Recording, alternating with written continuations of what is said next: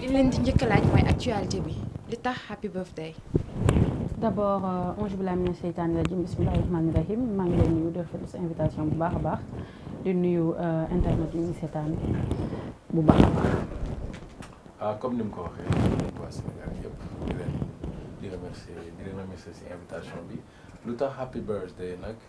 mooy le 13 février 2017 ci la Mabo judd ci lañ génne yaa ko waral alors le 13 février 2018 ci lañ doon fête suñu anniversaire moo tax happy birthday. happy birthday génn ñu gis ni avant loolu am na yeneen son yu ko jiitu woon mais son yooyu noonu buzz bi mu def moo ëpp happy birthday bi ndax yéen seetlu ngeen ko. non benn son moo ko jiitu bi yaa ko waral génne après Namel moo ñëw après happy birthday judd happy birthday bi muy judd nag dafa tombé ñu doon jël vacances le 13 février bi ñu génnee son bi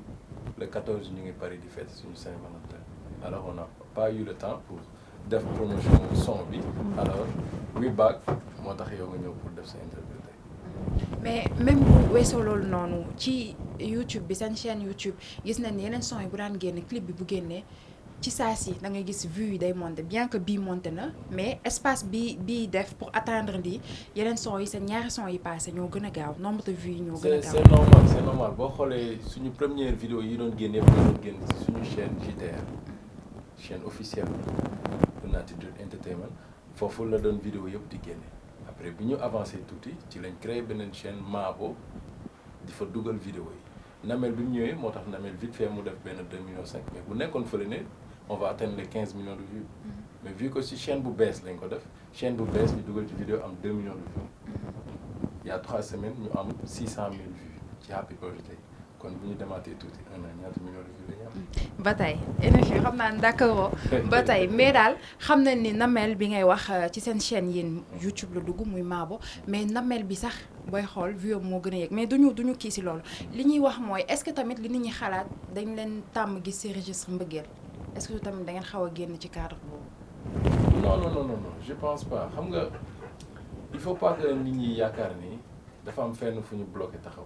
am na ci yeneen thèmes yu ñuy ñëw incha allah ci yeneen thèmes yu gën a am nekk loo xamante ne bu mbëggeel ci ñuy wax ci leneen ci développement ci culture. di wax ci leneen ak leneen il faut pas que nit ñi bloqué wu ci mbëggeel man ak sama jabar suñu musique ci loolu la ngay kii maa ngi gis benn commentaire bu ma reetaan loo sax ñu naan ay xanaa beneen son bi di ñëw suñu doom lay tudd comme def nañ leen xol def yaa ko waral kon am nañ doom son bi am suñu doom lañ ko nar a tuddee non ay musiciens lañu alors ci volet yëpp la ñuy dem quoi. lu tax intervalle bu gaaw bi Namel entre Namel ak happy birthday parce que Namel dafa ñëw gars yi di savourer. pareeguñu d'accord ni la ko wax léegi happy birthday dafa ñëw pour ñu fetewaat suñu anniversaire parce que Mabo bi ngi juddu le 13 février 2017 ñu fete suñu anniversaire le 13 février 2018 loolu moo indi happy birthday bi. d'accord à part seen single yi ngeen jot a génn lan ngeen di préparer da ngeen di préparer beneen single wala lan moo si topp. album bi pare na bu yàgg. déjà bon ñu ngi jëm nag ak suñu propre moyen ak suñu collaborateur de passage ñu nuyuwaale waa kër gi ñoom gën maam xumaan Keyti Kouroumani Mori xam nga ñoom meeru ñoom Satou Ilan ñoom Ajabo Fatima ñoom ñëpp bëri nañ Mina di ko ñaanal moom bébé bi yàlla may ko ndey ak baay ñooñu ñoo nekk ci ginnaaw liggéey nañu album ba pare ñu ngi si nekk instant bii di xool couleur yi ak lan la war a àndal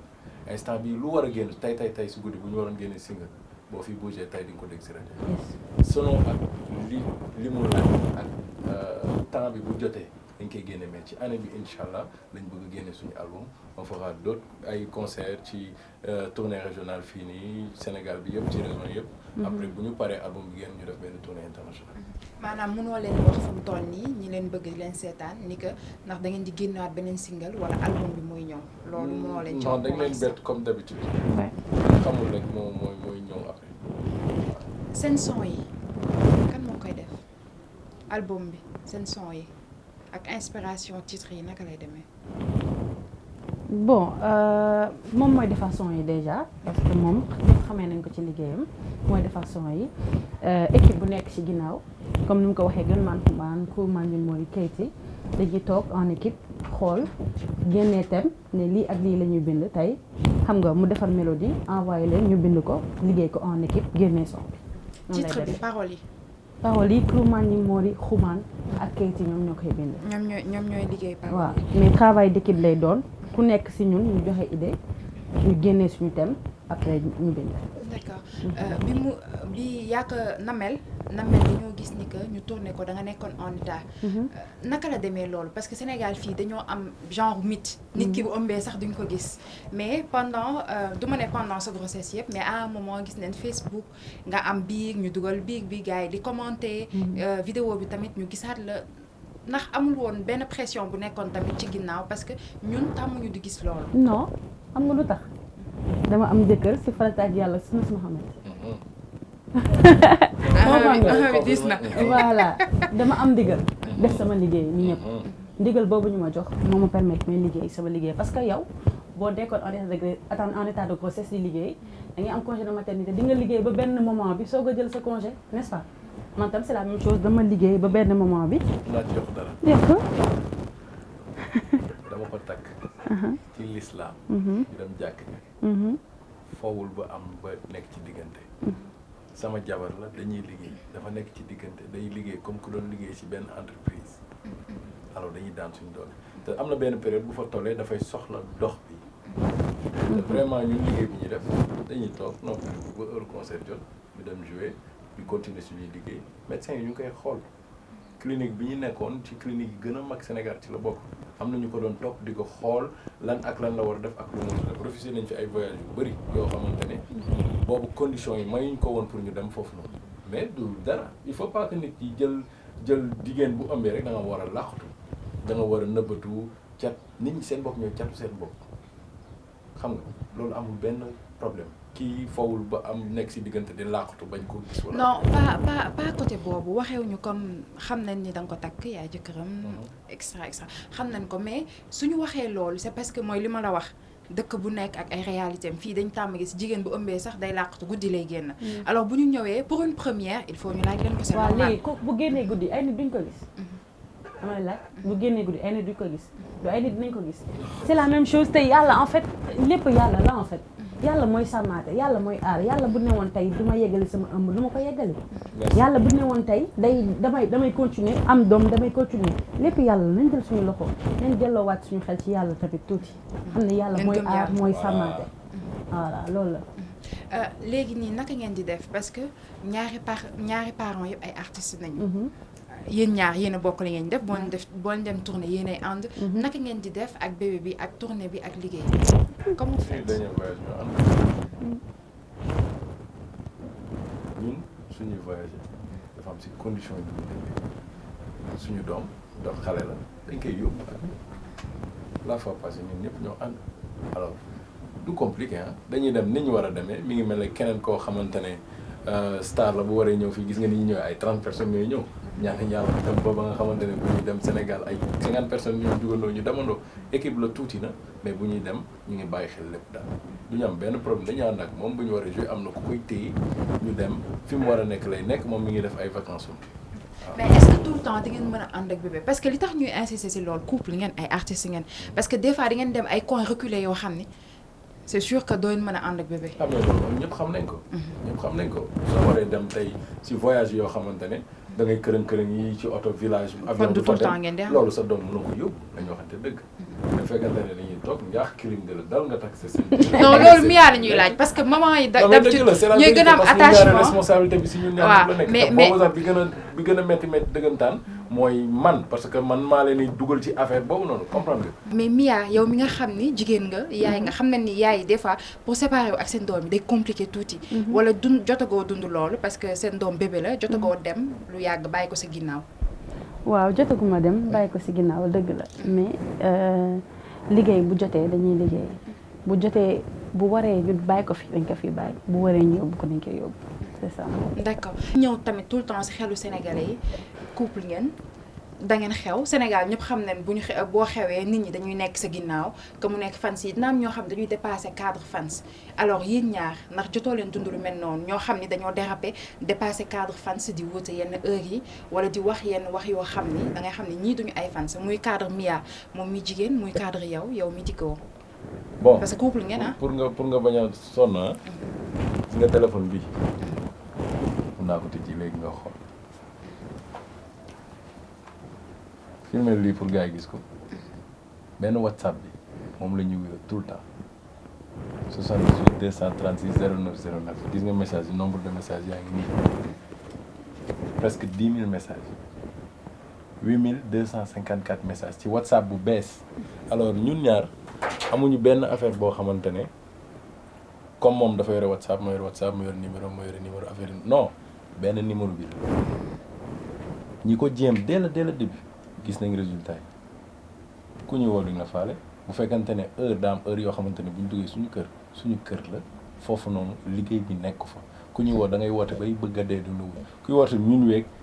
1h du matin da ngay sonal sa bopp mais bu ñu toogee ne tey dañoo pare pour wax ak nit yi alors mun nañ tijji ligne bi mun nañ tijji téléphone bi ñëpp di woote ñu waxtaan suñu biir parce que ñun dañoo am organisation ci côté boobu dafa ñu jine jàpp ñu ay nit kese lañu. est-ce que loolu tamit ça veut pas dire que Mabo accessible ñu trop parce que fii da ngay gis nit ki bu siwee boo ko wooyee da nga koy jot. pas tout le temps des fois mën na fay téléphone am mais ku ci nekk boo ko wooyee di nga ko mën a jot est-ce que loolu tamit xawul fermer toute seen accessibilité. sànq bi ñuy woo ñu ngi woon ci beneen émission yow yaa ñu fi ji doon ñu xaar alors ñu ngi doon liggéey keneen ki ñuy woo tamit dañuy liggéey gis nga nit am na fooy toll dès le début ñu ngi daan àndal da ngeen di ànd chaque jour. mais problème mu sénégalais des fois mooy nit ki buy avancer c'est normal day dem di ñàkk jot c'est pas parce que dafa bëgg a fuy-fuylu léegi bëggatul di la wuyu non c'est parce que liggéeyam moo ko mayatul yenn temps yi mu doon perdre yooyu noonu mu koy amat mënatul nekk loolu kese la il faut que nit ñi di comprendre ndax tey ki nga doon àndal tey mun na nekk colonel mun na nekk président mun na nekk leneen ak leneen mais kooku liggéeyam may ko muy toog 4 heures de temps yi neex ngeen toog di ataay parfois nag bu feet amee mun na ñëw loolu mënul ñàkk urgence bu amee dinañ déggante mais tout le temps comme ni mu mën a nekk dootul mën a nekk. d'accord kon na fan si des fois comprendre loolu. non exactement c'est ça facile quoi. à quand yëre tubaab Mabo. moom wax dëgg yàlla xaw ma de man moom maa ngi nii sama affaire yi la am te moom sax boo sañoon ay est-ce que ma dóor ay caay sax. non caay bu gàtt bi nii day rafet de. da ngeen may continuer. caay bu gàtt bi day rafet. léegi à quand yéen seen yëre tubaab nag. Mia gars yi sa yëre tubaab ñu ngi koy xaar non yow tamit ene fiw pour xool seen yëre tubaab. man moom bu leen ko es mun naa toog sa ay yëre tubaab yi gars yi di sañ seeni moom laay sol di liggéey di def sax di entraînement di entraînement di liggéey door sama costume di fomp mais lii laay may valeur fii laay demee ci ay conférence de presse ay mariage ay dîner de gala yii laay wane yii nii su may voyage yi laay sol xam nga wane ni lii laa am yokk sama bopp sama culture doole loolu laay def quoi. yow tamit même chose. même chose waaw même chose. d'accord kañ ngay summi verre yi. tout le temps question boobu day ñëw tout le temps. su ma demee ba comme li ma tontu gars yi laay wax ngir yàlla ak yonent nañ jàpp lu neex ci bët yi su ma demee ba am envie dindi ko naa ko mais solin bi nga dem ba mu nekk style naka la demee début solin bi. ok voilà loolu nag moo jar a laaj parce que No Face Undercover la commencé beatmaker un producteur de son un compositeur de son léegi bi ma commencé moo doon nëbb sama kanam parce que dama naan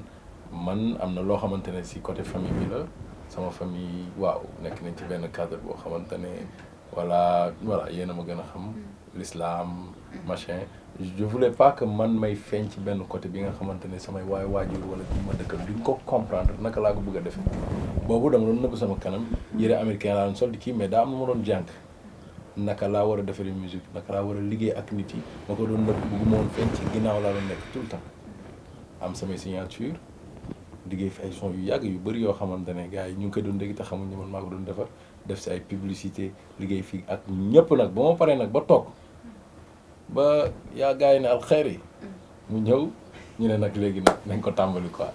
ñu liggéey ko def ko dëggantaan waaw foofu la daal. léegi ñu ñëw ci Mia. Mia est-ce que mën nga ñu wax say début foo jàngee. foo dëkk say waajur fuñ dëkk. man maa ngi dëkk Tambacounda. fa laa jàngee ba am bac ñëw Dakar. ses parents foofu lañ nekk. am bac moo la indi woon Dakar. da nga ñëwoon pour. dama ñëwoon pour jàngi. jàngaleen. dama ñëw pour def formation multimédia. ñëw di def aussi droit TUP Cheikh Anta Diop. Cheikh Anta Diop. pour formation droit professionnel. def nga fa ñaata temps. bon def naa fa maa ngi fa woon ba instant bii nii. alors man ma pause parce que dama am doom. d'accord mënuma woon continuer je suis en licence professionnelle DUP. yaa ngi dem Cheikh Anta Diop. non dematuma fa parce que dama am doom. non peut-être demain waaw yaa maa ngi fa doon dem waaw demain peut-être dinaa reprendre samay cours mais instant bi ak doom bi ak liggéey bi du mën a nekk. mais naka ngay alterner cours bi. ak célébrité bi am léegi ci ginnaaw est-ce que. surtout metti nag surtout bu ma daan bu ñu may doog a xam. daf daan metti pour ma dem école su ma demee kii moom la wala du moom su ma ñëwee classe dañuy jékki-jékki rek kenn toog ni mais yow Mia la ma ne waaw man la comprendre nga ñu ne kontaan naa bokk ak yow classe ak yooyu noonu dama ci doon kontaan et tout mais après dama ci doon rus tamit parce que dañ ma doon xoolee bët boo xamante ne bëgguma ñu xoolee ko parce que dama ñëw nekk étudiante comme ñëpp dama bëggoon ñu xoolee ma comme yeneen étudiantes yi mais après dañ may xoolee benn bët boo xamante ne man daf may gêner. daf lay gêner waaw d'accord parce que gis nañ ni da nga xaw a bëri kersa. waaw. da nga bëri kersa. waaw dëgg la fii ko moo lay yëngal. léegi léegi droit bi. lan moo tax ngay continuer droit bi parce que mën nga ne. maa ngi musique maa ngi ànd ak sama jëkkër di musique bi mi ngi marché. mën naa concentré wu ci loolu lan moo tax nga insister di continuer cours droit yi. parce que daf may jàppale ci sama liggéey. waaw daf may jàppale ci sama liggéey et dina ma permettre yenn affaire yu xóot yi nga xamante ne suñu milieu bi dafa garaaw. nga defal ma defal ko sama bopp ñu defal ko suñu bopp parce que suñu entreprise dañu yor et tout donc dinañu ci dimbali quoi. moom bokk na ci ñu insister pour nga continuer cours yi wala. surtout moom. bokk na ci bu baax a baax mayu ma jàmm. jógal jàngi demal jàngi ji looy nelaw ba heure bii yaa ngi tardé jógal xam nga di ma mettre pression di ma motiver waaw vraiment. léegi yaa ngi wax ni que yaa ngi licence professionnelle bëgg nga continuer ba fan après lan nga bëgg def après. bon après dama bëgg yor sama cabinet bopp. mais yàlla baax na daal ku ñëpp xam foo jëm doo yegg. mais bëgg nga ci exceller. bëgg naa ci exceller bu baax sama ci yàlla jàppale bëgg naa ci. lépp loo gis temps. temps bi waa est-ce que temps la man ñaanuma yàlla dem ba taxaw. nekk ma gum jëm di taxaw ci kaw seen yaa non lépp loo gis jaar loo gis temps la mais lépp looy nekk na nekkin war a fet man ñaanal naa ko tey mu doon tey ministre wala présidente wala xam ni nga ko waxee sax présidente wala président yëpp lu mu munti nekk mu nekk ci lenn loo xamante ne tey dinañu mën a yore ñun ñëpp sax waaw pour suba parce que mun nañ jóg ñaanal mu ko yàlla man ma dem wala mu dem on sait jamais ci àdduna lañ nekk comprendre moo tax lépp lu nit ki di def rek dañ ci war a continuer bul bàyyi dara ma koy ñaax gars yi nañ continuer ci li nga nekk jàppal bul jàpp ni benn bi kese nga am ni après day compliqué dugg non lu nekk da ngay def bii bu bi jotee nga def bii bu bi jotee nga def bii mais boo ciy def sóoraaleel objectif bi nga am mooy lan li suñu waajur yi bëggoon réussite buñ màggee duñ taxawaalu duñu def lu yàlla bëggul nga xamante ni dañu organiser suñu bopp ak ñi nga xamante ni yàlla ñoom la ñu boole pour ñu yore seen responsabilité fii nii ñu mun leen taxaw. d'accord Mia droit loolu nga wax ngay def dafa compliqué dafa metti musique bi day jël temps. dëgg la genre des fois. da ngay am tournée. des fois nga dem ci région yi. dëgg la des fois nga war a nekk studio di dugal son. nga tourner tamit nga dem école. dafay metti trop dëgg la dafay metti nga am fa ay devoir ay yoo war a def. dafay metti trop mais ak. peut-être maa ngi remercier suñu benn surveillant Yacinthe mi ma si dimbale bu baax a baax maa ngi koy nuyu de passage mi ngi licence professionnelle Cheikh Anta Diop maa ngi koy remercier bu baax dañ ma ciy jàppale en fait bu baax a baax su ma demee tournée dama leen di woon ne dem naa lii ak lii ñu ne ma garaal boo ñëwee nañ xool ni ñu def noonu la quoi dañu si jàppale organisation d'accord léegi yow kañ nga commencé musique Tamba nga commencé. waaw bi ma nekkee xale depuis toute petite la loolu. passion bi naka la ñëwee. passion bi naka la ñëwee don de Dieu la yàlla moo ma ko may xaw ma en fait dafa nekk li nga xamante ne dafa naturel ci man dama judd rek yàlla xiir ma ci woy. ngay woy ci école yi wala. may woy ci école yi waa di woy ba instant bii nii. parents yi est-ce que boobu d'accord woon nañ ci. waaw d'accord nañ ci mais ku ci mel ni sama papa daf ma ni jàngal ba nga am sa bac nga doog a continuer parce que dafa bëggoon quand même ma am benn niveau bi pour mën a continuer samay études voilà loolu voilà lii la bëggoon. d'accord léegi bi nga ñëwee Dakar naka nga def tamit jàng moo fi indi woon ba duggaat ci milieu musique. bon dañ ma booleeg sama benn tonton bu ñuy wax Amary Gissé mu boole ma ak ñu may liggéeyal ku ci mel ni moom ñu ñëw liggéey si yàlla def très tôt yàlla ibil ñu xéewal comprendre nga ma ñëw liggéey si ak moom yàlla def li muy def ma doon soxnaam liggéey bi gën continuer. d'accord daan nañ la gis tamit ci début yi. fii nii daanoon nañ la gis JT Rappé. waaw yaa ngi fa ba tey. waaw c'est la même chose ñu ngi nii. non dañ ko daan gis partie information yi moom. parodie ñu bëri fanaan la ràññee. est-ce que yaa ngi koy def. 2 fois. 2 fois waaw est-ce que yaa ngi koy def ba tey. gongo ak. bien sûr moo tax ñu fii lañ nekk mi ngi nii Latitude Entertainment fii lañ nekk. mi ngi nii quoi ñu ngi fi jarul sax muy xaw a compliqué yéen a ngi fii nii fii ngeen di enregistré tamit ngeen ma wax sànq wala. waaw studio baa ngi nii kër gaa ngi nii daal moom la. d'accord léegi ñu ñëw ci yow NFU nga wax ñu say début. man nag maa ngi jugee daara ja ñëw en 2003 ñu ñëw fii nii ci laa toog nag ma xool ma ne ok il faut nag ma jéem a xool la lay def. mais nag dëgëroon naa bopp dëgër bopp boo xam moo ma jàpp ba léegi nag. Dakar nga dëkk. waaw fii laa dëkk fii laa juddoo principal. mais dëgg la. principal la gis. mais yow ko juddoo. man Dakar Tamba Tambacounda laa juddoo. Tamba Dakar. Kolda Dakar dañu ne. bon en 2003. laa commencé woon di xool di def sama choix ci li ma bëgg a def. Je me suis dit que fii ñu nekk dëkk bi ñu nekk nii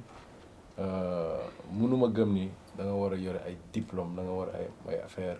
pour mën a réussir da nga war a am ay contact ay pour mën a réussir non bëri na fi ñoo xamante ne peut-être ñoo bokkoon position bi ma taa yàggee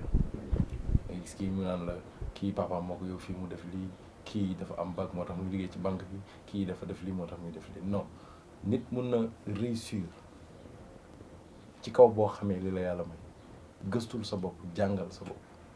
bon loolu laa doon jéem a def nekk si yàlla boole mag ay nit ma taseek ak ay nit ma taseek ku si mel ni gën man xumaan moom rek ci gars yi nekk fii yëpp nag moo comprendre lan laa doon def ak suñu tonton bi Amary Gissé beatmaking moom laa ñu ko wax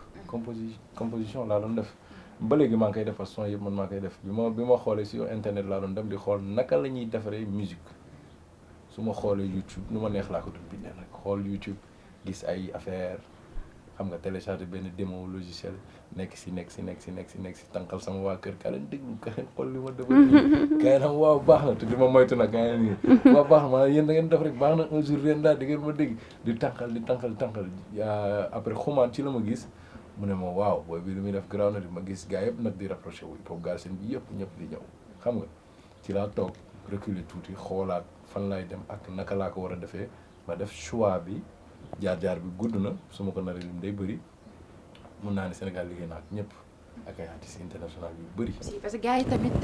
duñu bàyyi xel ci loolu ñu ci bëri ñu lay découvrir à travers Mabo moo tax tey ñu laaj la sa parcours nga expliquer ñu ko parce que yaa ngi wax sànq avant ngaa ñëw foofu noonu ni que alxo daara nga jaar. da nga daan bind n'importe comment naka nga def ba mën a manipuler di dugg ay YouTube parce que ku jàngul tamit du yomb ci moom yaakaar naa ni loolu. bon man dama naan. ku la njëkk a wan alxuraan bu jiitoo si bopp bi bu fa nekkee dara warul a të loo bëgg a mën da nga koy mën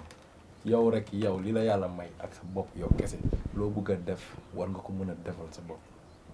ci laa dem internet damay xool comme ñëpp dugg xool nii def tak bés nank xam naa tuuti affaire parce que xam jaar naa tuuti si école yi tuuti xam naa la mooy je voulais lii peut-être yi xool mais léegi su ma demee ba am li ma soxla exactement nag ma toog nag jàng ko parce que am na ay tutoriel yu nekk si YouTube bi ci laa xool gëstu xool tutoriel yi lan laa ci mën a jëlee ak lan ak studio yu ma doon côtoyer di dem di ànd ak xumaan di comprendre ay affaire mooy expliquer may comprendre di gis yeneen nit yi di liggéey ak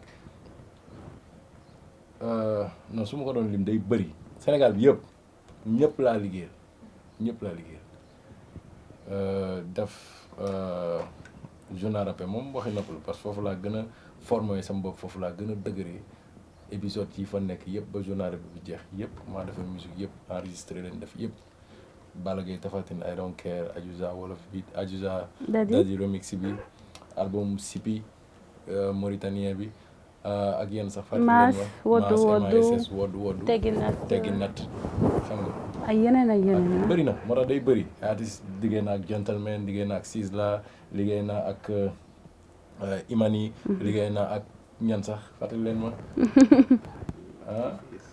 non Two Face Idiba liggéey na ak ñaar waxal fàtte naa waaye Sénégal moom bu lim Sénégal liggéey na ak ñëpp su may doon wax international bi chaque jour ñoo doon nekk ak xumaan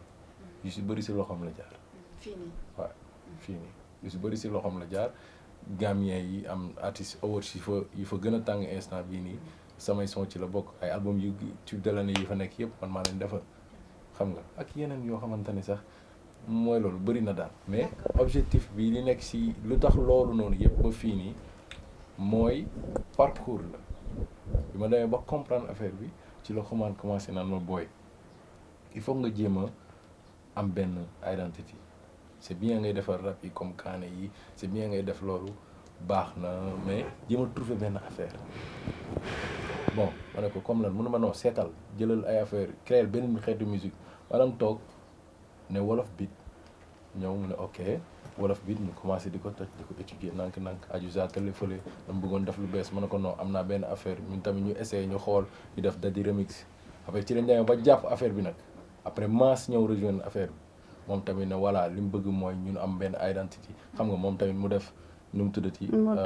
woddu après mu def teggi nat te gis nga affaire yi ni muy bësee léegi loolu objectif yi moo nekkoon ñun ñëpp ñu mun ci booloo liggéey am benn identité boo xamante ne tey ëllëg foo munti dem dañ naan Sénégal am na lu bees lu fa jógee te ñan ñoo si jëriñu ñëpp xam nga loolu moo nekkoon bi pour développer Sénégal après nag ci la ñu toll ba fii nii maa bu am te ci wax yoon boobu rek lañ nekk di continuer ci solin bi ci style musique bi ci thème yi loolu yëpp pour Sénégal jëm kanam. D'accord mais yaa ngi wax sànq ni que da nga jaar daara ça veut dire que ay parents yu am diine nga amoon est-ce que non pas amoon am ba tey am ba tey yaa leen fi yàgg te est-ce que kon ça veut dire que jafe woon na ci yow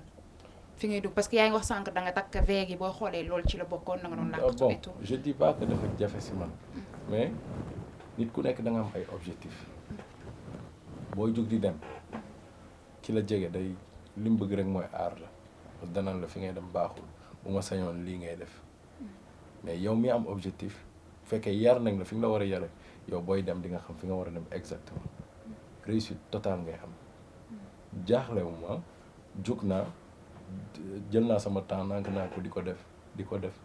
bañ accepter ma ko kon gisuma loo xamante ne metti woon na ko non ndax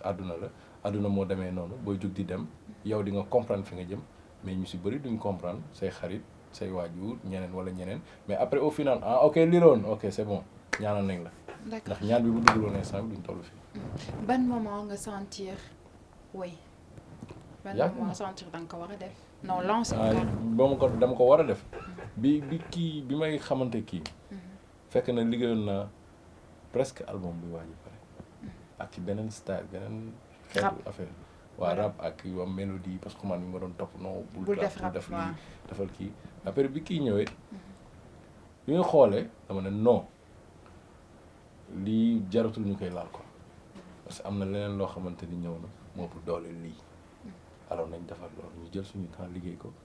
te résultat dafay. d'accord boobu da ngeen doon liggéey te àndoo leen wala. lan moo jiitu ñun 2015 lañ xamante bii nii 2015 lañ xamante ñu ñëw fii ma gis xale bi mu rafet. am classe ma jaar fi ma war a jaar lijjanti affaire numéro bi toppaas ko wax yi ma war a wax xaw ko lëndëmal ko nii rek ma jubal si papa ji yaay ji lëndëmal leen gars yi kii nii rek ma yow buum bi rek. après ngeen commencé oui après carrière bi commencé. jour mariage bi la carrière ba commencé di dem. parce que mariage boobu boo xasee ba tëju rek waxuma la carrière sax. billaay wallaay.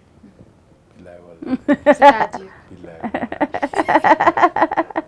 mais bu duggee lépp ñëw na. Mia li ñu bëgg a xam mooy lan moo tax yow en tant que jigéen choix bi nga def si moom ba nangu mu nekk moom sa borom kër lan moo tax choix boobu. laaj ko mu wax. choix bi li tax nga tànn déjà damay wax sama wax rek dama ko nopp.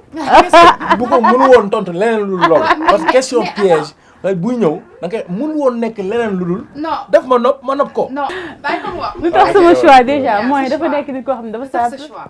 dafa simple dafa humble nekkul di ñor di fii man lii wala laa non taalibe la déjà loolu moom ma njëkk a daaneel ma yegg ci suuf di bërëngu rek. oh yaa may daaneel. comprendre nga donc man nit si loolu laa lay nawee si sa simplicité ni ngay humble ni ngay comporté woo man ci noonu laa lay nawee dafa indi jikko taalibe ma won ko ni maa gën a nekk taalibe rek ànd ak moom di dem. moom dafa weesu taalibe. bon su ma doon tënk Mia affaire laskiri non laskiri sax la kii loolu dese benn affaire hors série non hors série sax am na munul en fait lépp la indi bi ma xoolee dafa am yar bi mu am lu ay waajuram def si moom mu nekk jigéen su ma nee jigéen ak moom jigéen am valeur respecté ma am objectif xoolul xaalis xoolul siiw xoolul dara parce que bi muy ànd ak man scooter laa yore woon 50 bu 50 yaa ngi dégg des fois ñu ànd si nag dañuy kii si scooter bi su ma tëlee nii xaw ma xaw ma tooy nii xaw ma tooñ nii xaw ma nii mais xoolal léegi li yàlla def xam nga kooku noonu boo ànd ak moom ci affaire yooyu noonu kon di nga xam ne kii nii ak lu munti looy fekk ci kanam muy mettit muy bànneex dina fa nekk alors mënuma ko tënk daal foo xamante ne fii la di ko ñaanal yàlla defal ko gudd fan ak wér ak tawfeex am na ku ma ne lu tax doo ñaanal seen yaay ak seen waajur ñooñu noonu beneen niveau la ñooñu waxuñu sax dañ leen ñaanal parce que bu noonu loolu di leen defal ay son di leen woyal parce que ñooñu beneen niveau lañ nekk kii lu ëpp ñaan laa koy defal xam nga lu ëpp ñaan laa koy defal bàyyi naa ko ak yàlla na yàlla samp ñoom ñëpp quoi voilà. léegi émission bi jeex na. xam nga dagg na suñu gërëm yi. non gannaaw ba ma sant yàlla jëm si leen sama ñaari waajur maa ngi gërëm waa Tambacounda di gërëm waa Daara Jolof waa HLM Grand Médine. waa Tambacounda ngay njëkkee. sama jaww foofu la jógee. kii nag ku ne la qu'est-ce que ça casse. waaw